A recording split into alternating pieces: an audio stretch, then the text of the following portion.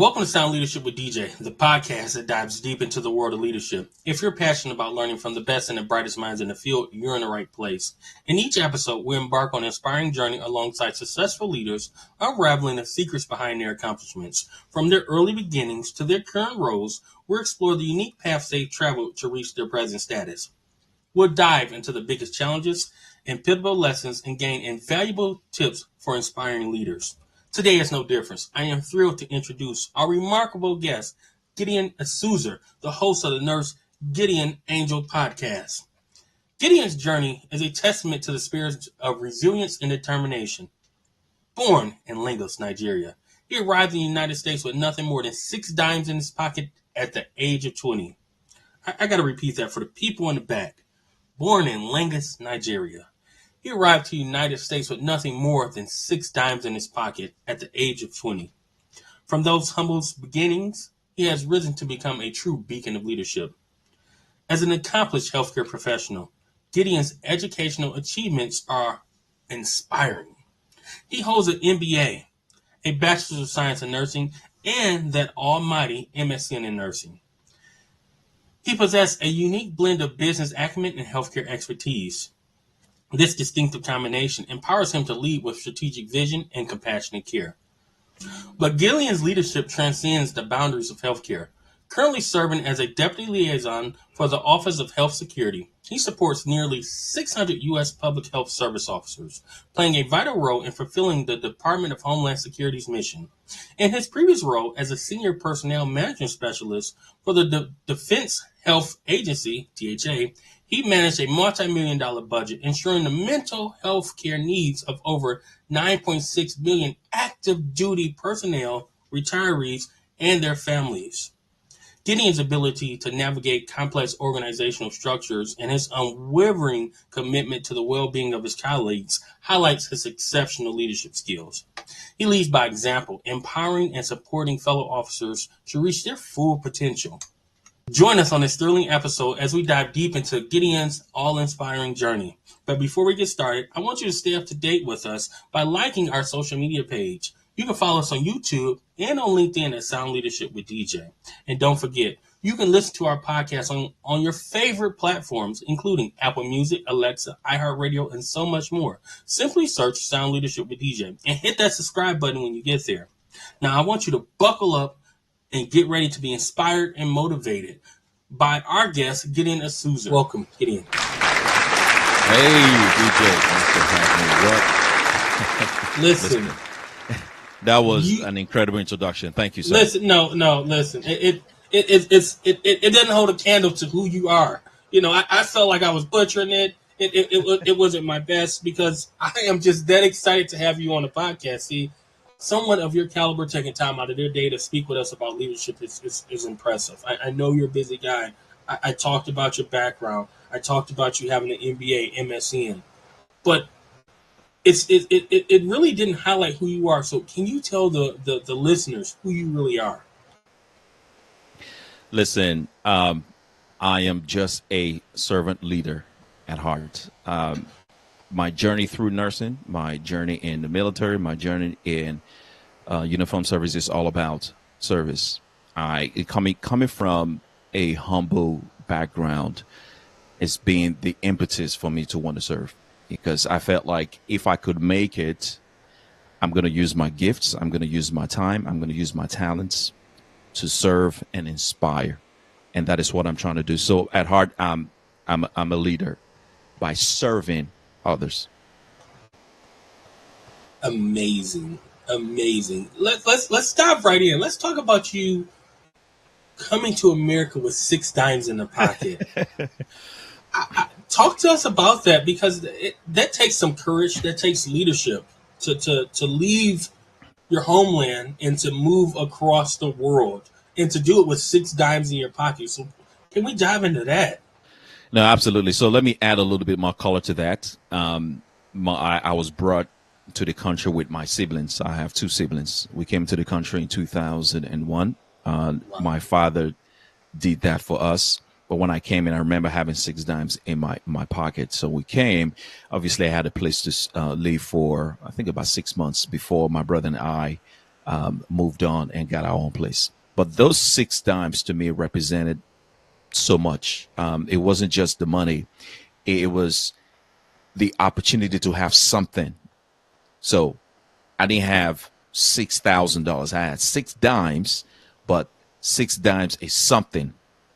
Okay. So in my mind, 6 dimes represented something, but I could create more with this something. And that is what I wanted to do with my life. So I took on every single opportunity.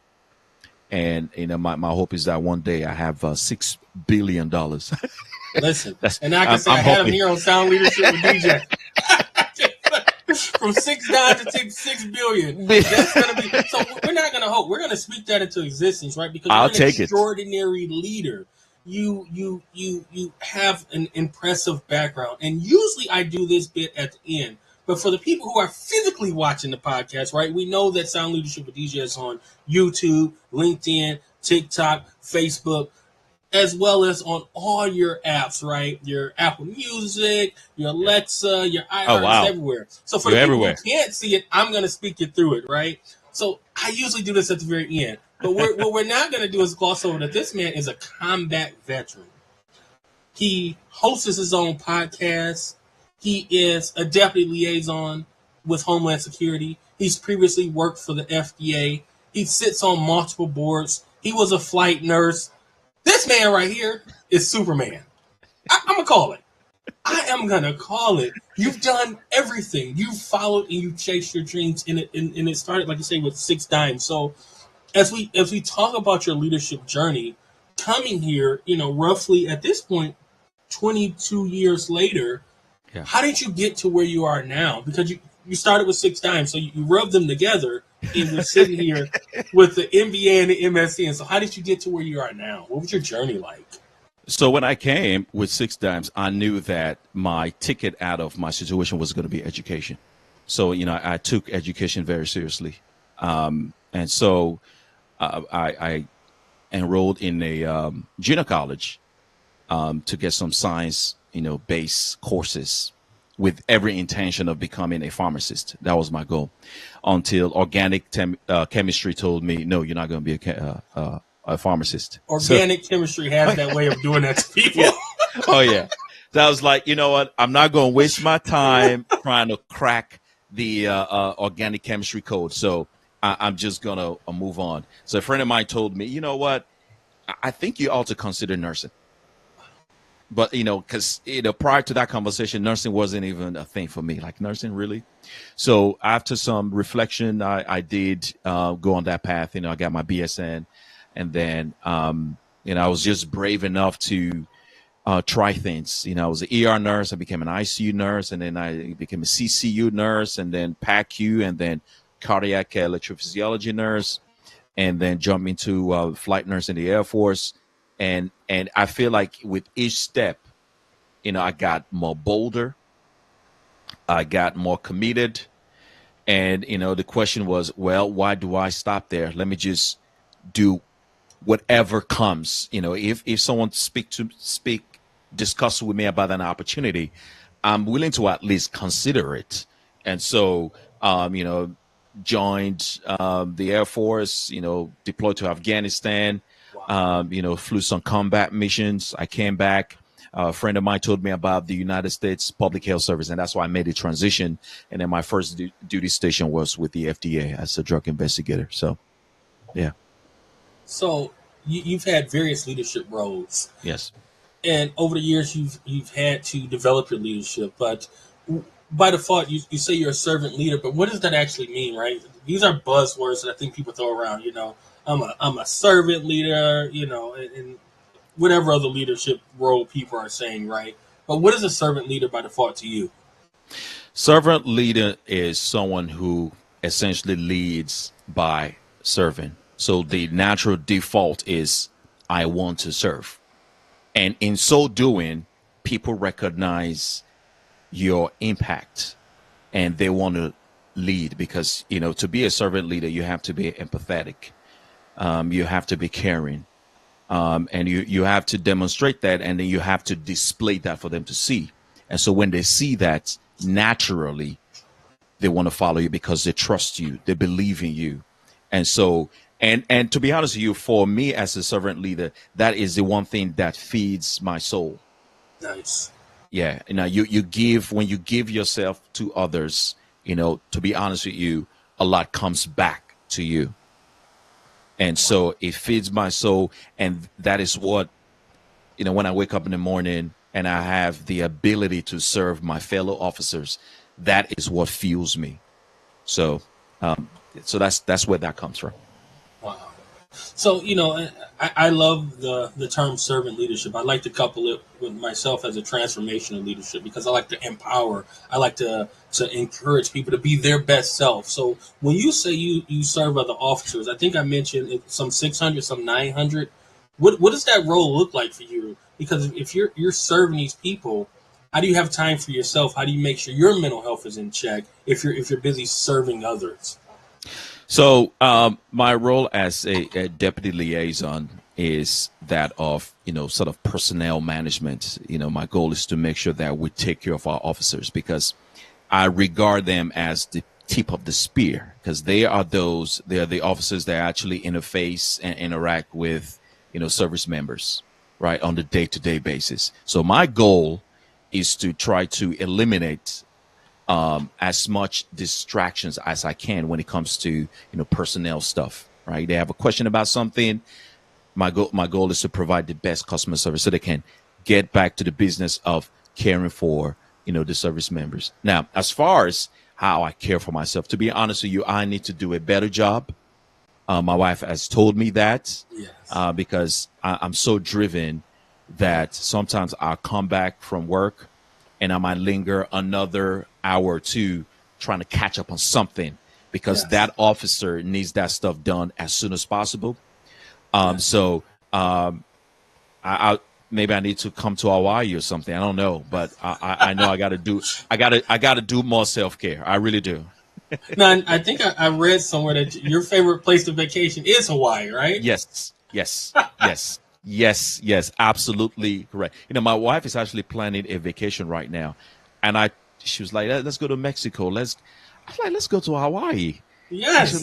And she was like, you know, I don't know about the flight. I was like, let's just do it. So we'll see what she decides. Listen, my castle is your castle when you come down. Absolutely. Thank you, brother.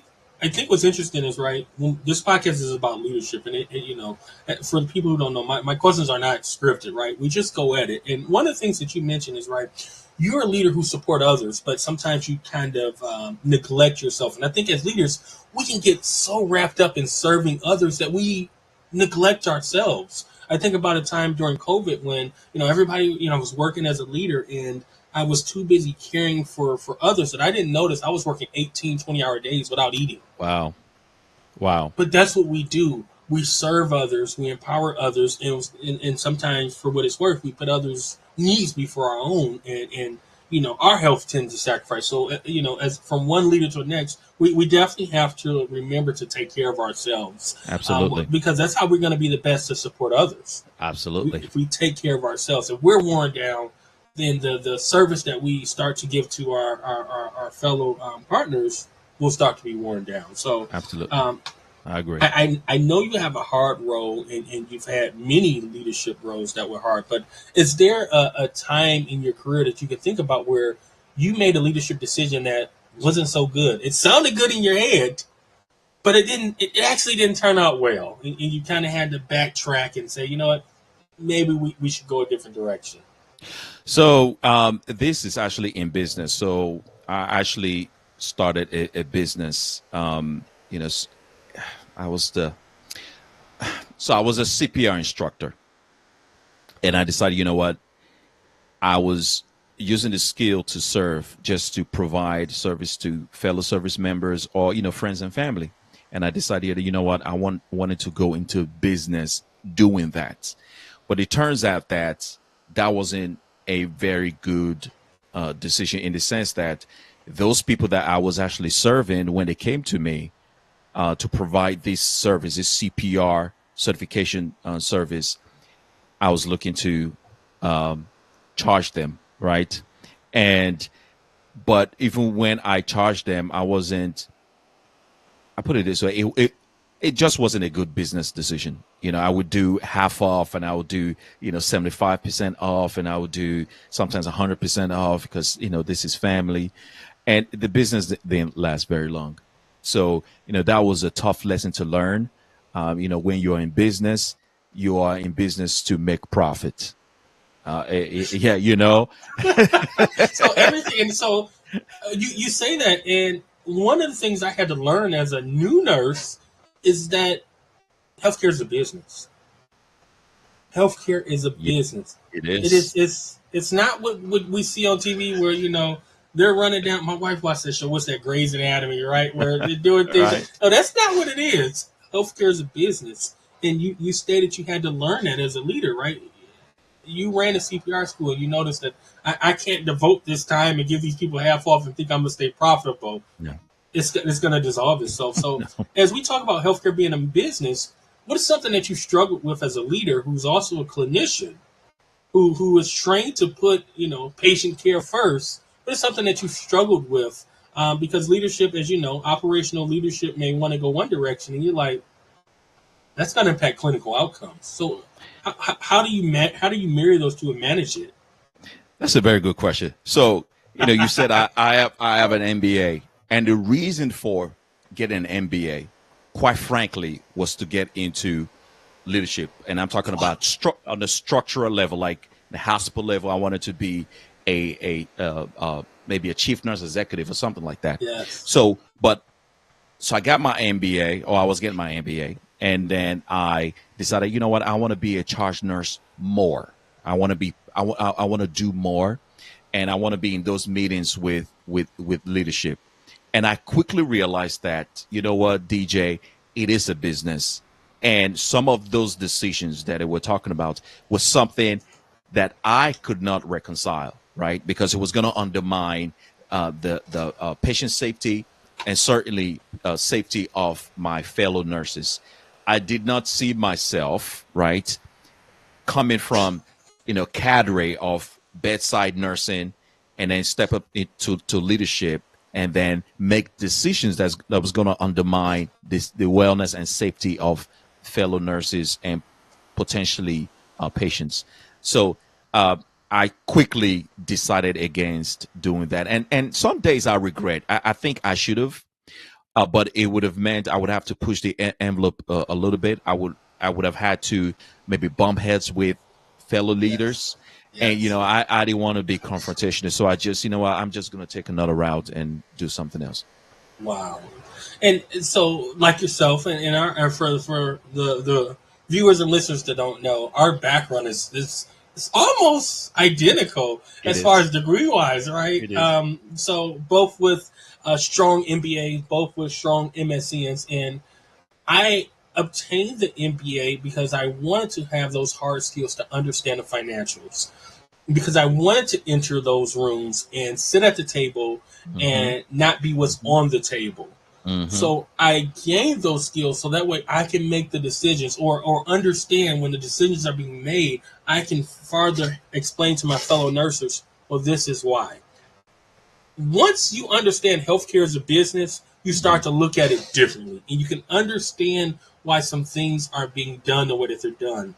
And I've sat in seats and I've sat in rows, and I always have to relate it to basic living when I'm talking to people who don't have that business acumen. I say, okay, this is the budget of your house. If you're bringing in this and you're paying this, how long can you live in that house? Right. So I like to bring that to them and be able to be able to explain that to them. But that's what leadership is, right? It's getting people to understand things that they previously didn't understand. It's getting people to do things that they previously would not have done otherwise. So you're really corralling people, and you're building a shared vision with them, and having them believe in the shared vision when they previously did not believe in that shared vision. So when we talk about leadership and connecting with people, I want to use a buzzword. I'm going to watch your face as I say this. What role does emotional intelligence have in leadership? Oh my gosh. Everything. That emotional intelligence is probably my favorite concept because it doesn't matter, to be honest with you, at the end of the day. The bottom line is bottom line. When it comes to healthcare business, right, the numbers are the numbers. But the ability to be able to read the room is so crucial. Now, if you're going to deliver a message, an unfavorable message to your nurses, you have to have emotional intelligence to be able to do that effectively and still, maintain that coalition of nurses. And I don't. Some nurse leaders don't understand why, say for instance, they lose staff, right? And the unit isn't running as well as it should. Where part of it could be emotional intelligence. Now, understand, some nurses have decisions to make, and they may want to move on. But my point is, you can still deliver a not so great message, but you do that so effectively with great emotional intelligence that it is actually received well. If any leader without emotional intelligence is going to struggle in leading the crew and in leading the force. Wow. And like I said, I watched your face as I say it, because to me, it wasn't until long ago that this EI word has kind of jumped up and kind of jumped on the table. And believe it or not, like, that's been around for forever, but it's kind of the buzzword now. Kind of like the DEI, right? The DEI, yes. diversity, equity, and inclusion is now big. So I'll ask you the same thing. As a leader, how do you ensure that you're, being all inclusive as a leader? How do you lead with diversity, equity, and inclusion? I think it all starts with understanding what the mission is. You have to be able to define the mission. Yes. If the mission is to be the very best, then you need personnel. Yes. You need the best personnel. Yes. And so it is very important to look beyond people that look just like you. It is important to go, you know what, that person. Okay, so I told you I flew some combat mission in Afghanistan while I was in the Air Force, and it was a 5-person crew, different background, like different. We had a female, we had male, we had Caucasian, we had African American, but we all brought something to the table that made our specific team superb. And we had other teams that flew missions, but our team was so different in the sense that we had different background, but we brought something special to the team. So yeah, that is big. At the end of the day, it is important to get different viewpoints. Yes. Right? And those viewpoints typically come from different experiences. Yes. That is why, diversity and inclusion and all that is so vital. You talk about different viewpoints, and I talk about this a lot on this podcast, because I like to say I surround myself with people who are way smarter than me. My audience knows I graduated with a 1. It's no secret, right? So generally people are more smarter than me.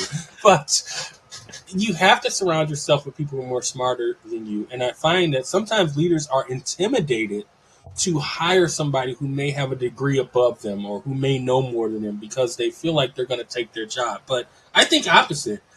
You have to bring people with a diverse skill set to the table. That's the only way we're going to move the needle forward. And I think that you demonstrated that exactly with your statement. You ran combat missions, and there was a diverse skill set on the plane, and I'm sure you attribute that to the success of the mission. No, 100%. Just certain team members just have a way of looking at stuff. And then, they present in such a way that makes you go, wow, I didn't see that. Thank you. Because sometimes we get stuck in our own mindsets. This is the way we've always done it. Now, if it's a matter of patient safety, as long as we keep the patient safe, I am always open to new ideas. Yes. That's my thing. So, like I said, it's all about the mission. If the mission is to provide the best possible care safely, yes. Hey, any ideas you have, I welcome it. Let's go. So I'm going to ask you something that I generally don't ask, and I'm going to shoot my shot. As a male in the healthcare field, as a male nurse in the healthcare field, is there challenges that you believe you face um, in the field because you're a male in the field or male leader in the field of healthcare? Yes, and I don't want to get too what's the word? Understand? I don't want to scare anyone, but Yes. I was young in nursing, and I was in situations that were very uncomfortable, Yes. but had to be done. You know, especially when it comes to the sort of the privacy of other, like patients. I would say female patients, very uncomfortable. But I had to always remind myself that, you know, I'm a professional. I'm going to keep this professional. And, you know, it's about providing the best possible care. I'm going to protect myself. Yes. But there's certain situations that, you know, I were very uncomfortable, you know, if it's in certain, you know, catheter or, Yes. but, you know, at the end of the day, I was very professional, and I was, and I'm still proud of that. Very good. And I face the same thing right there. Yeah. You know, in the field, I understand it, but I want our viewers to get it. Now, little birdie told me you are heading back to school, and I think leadership is one that a great leader is one that never stops learning and growing. So, what do you do to continue to hone your skills as a leader? Obviously, as I mentioned, Birdie told me you're going back to school, but how do you continue to learn and grow and be an effective leader? To be honest with you, I have no choice. If you have this thing in you, that servant's heart, you have to continue to get better. For instance, this podcast space, I'm a clinician. I'm not a podcaster. Like, really, I didn't go to school for that. But I was like, if I was going to get my voice out there, this is something I had no choice but to learn. And by the way, for the listeners, DJ just schooled me on some things that I'm definitely going to implement. And you know, I'm on YouTube. I'm trying to learn. I'm writing. You have to, because I heard this saying a while ago. I don't remember who said it. It said, if you are not growing, then you are dying. There's no such thing as being stagnant. I heard that many, many years ago, probably about 20 years ago, and it stuck with me. If you're not growing, you are dying. There's no thing as being stagnant. Like, the word stagnant does not exist. If you're stagnant, it means you're dying. Yes. So with that in mind, I have no choice. I don't care what it is. I don't care what topic it is.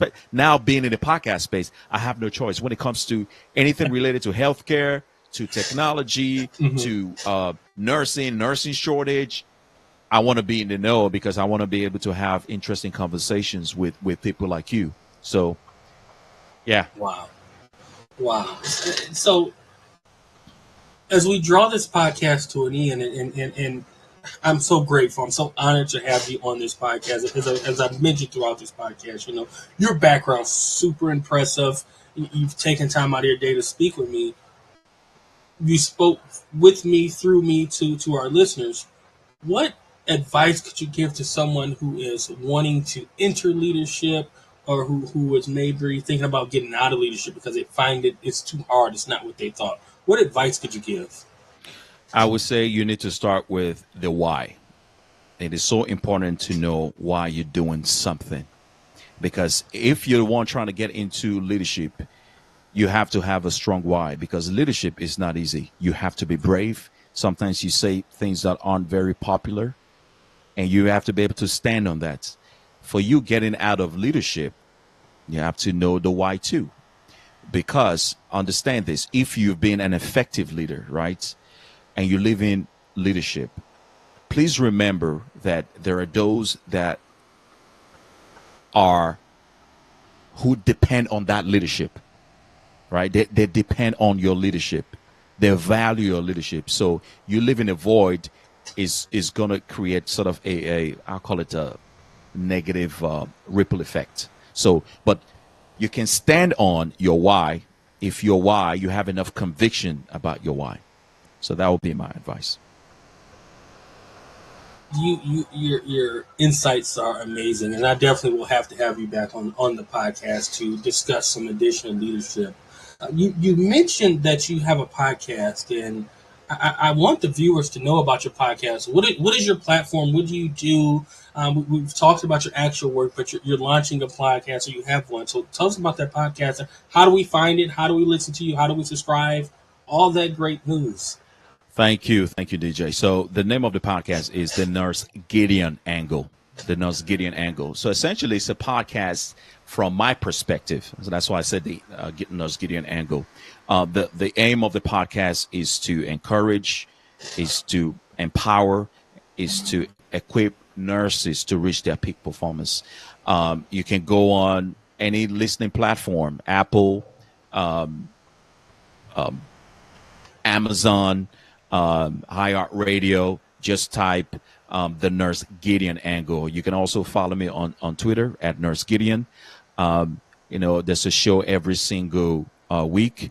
And I'm just discussing all kinds of issues from racism, instability, burnout, PTSD, anxiety, those issues that affect nurses that somehow we don't talk enough about. So, thank you for that opportunity to share that information with your awesome audience. Listen, so I found you. We met through a Facebook group. I don't know if I posted my podcast or something and you commented, but I started listening to your podcast. And for those who know me, I really listen to something to watch something fully through. My wife says it all the time. You'll start a movie and then fall asleep or whatever. I was so captured by your podcast that I listened to 3 episodes that day. And the episode the first one I clicked on and I'd suggest the audience listen to it was something about, does the cost of nursing school equate to the type of nurse you're going to be? And I was just like, man, I was fired up about it. Like, in my opinion, no, you don't, right? Because you can go to Harvard. Doesn't mean you're going to be a great nurse. Exactly. Doesn't mean you're going to be a great. I got my LPN in the bottom of a nursing home in Westland, Michigan. I became an LPN. Seriously, they ran a school in a room in the bottom of the nursing home from 8 to 4. It was a year school, and I was my best self because of the situation that we were in. We didn't have all the fancy animatronics or things like that, the dials that move. We didn't have that. We had each other and this dial that they found. And it was like, we're going to learn on this, guys, and then we're going to go upstairs and you're going to act like you know what you're doing. Don't make me look bad. Somebody asks, have you done this before? You say yes, because they didn't say where you've done it at. You've practiced it, so that means you've done it before. Yes. No, absolutely. Yeah, it doesn't matter, to be honest with you. Like I said, I've worked at 4 major healthcare institutions in Georgia, where I came up, and I've met all kinds of nurses. Mm-hmm. I mean, I'm talking about private school and regular 2-year community college, and it doesn't really matter. The question is, are you there to serve? It goes back to serving. Do you have the capacity to serve? And secondly, do you have the capacity to continue to grow and learn? That's what it comes down to. Yes, absolutely. You are the man. I can't say enough. I can't. I thank you for joining me on Sound Leadership. Thank you, DJ. I am in awe. I am really in awe. So once again, thank you for joining us on Sound Leadership with DJ. We hope you gain valuable insights and inspiration from our conversation today. If you've enjoyed this episode, we encourage you to like and follow our social media pages for more great content. You can find us on YouTube and LinkedIn at Sound Leadership with DJ. Also, don't forget, you can tune into our podcast on your favorite platforms. That includes Apple Music, Alexa, iHeart, and many, many more. Simply search Sound Leadership with DJ and hit that subscribe button to stay up to date with our latest episodes. You got to remember this. Leadership is a journey. It is not a destination. Keep striving to learn and grow and never give up on your goals. From everyone here at Sound Leadership with DJ, we wish you all the best on your leadership journey, and we look forward to having you join us again soon for more insightful discussions on Sound Leadership with DJ.